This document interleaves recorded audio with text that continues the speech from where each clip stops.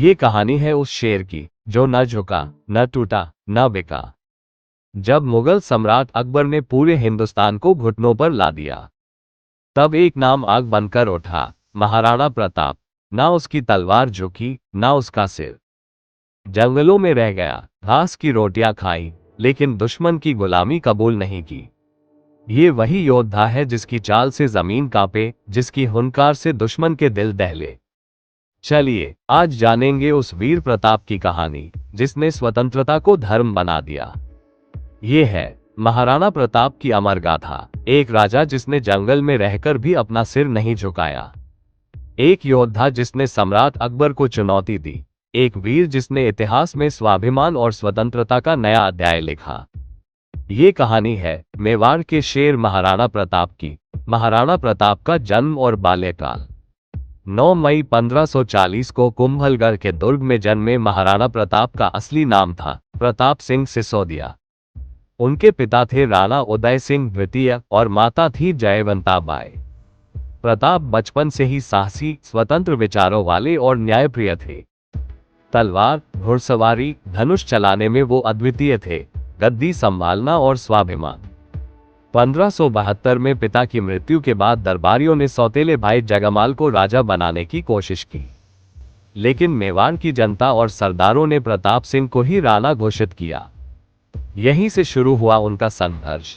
एक और मुगल सम्राट अकबर जो पूरे भारत पर राज करना चाहता था, और दूसरी ओर एक वीर प्रताप जो आजादी से समझौता नहीं करता। अकबर से टकराव और हल्दी घाटी युद्ध। अकबर ने महाराणा को झुकाने के लिए कई दूत भेजे, राजा मानसिंह, टोडरमल, जलाल खां, लेकिन प्रताप ने हर बार मना कर दिया। 1576 में आया वो दिन जब हल्दी घाटी की घाटियों में इतिहास लिखा गया। 18 जून 1576 हल्दी घाटी युद्ध। महाराणा प्रताप के पास थे भील सेना, हकीम खां सूर, भामा शाह और चेतक घोड़ा। मुगलों के पास थे राजपूत सेनापति राजा मानसिंह और भारी सैन्य बल। युद्ध इतना भीषण था कि धरती भी कांप उठी। प्रताप घायल हुए, लेकिन चेतक ने उन्हें जान देकर बचा लिया। चेतक की वीरगति और जंगल जीवन। महाराणा प्रताप का घोड़ा चेतक भी बेमिसाल था।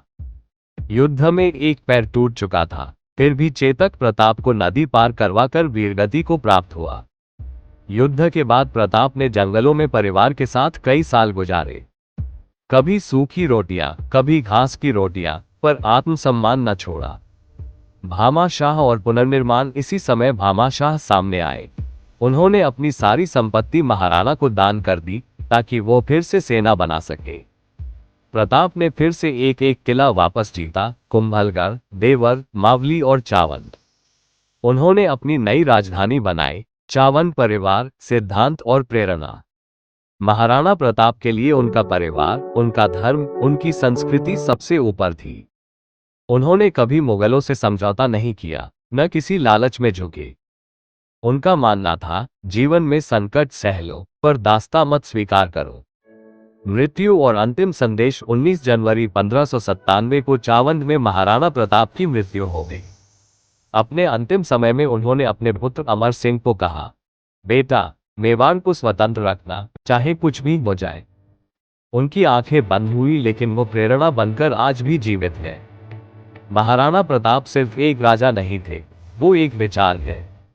वो विचार जो कहता है सम्मान से जियो, मातृभूमि के लिए जियो, और अगर जरूरत पड़े तो उसके लिए मर भी जाओ।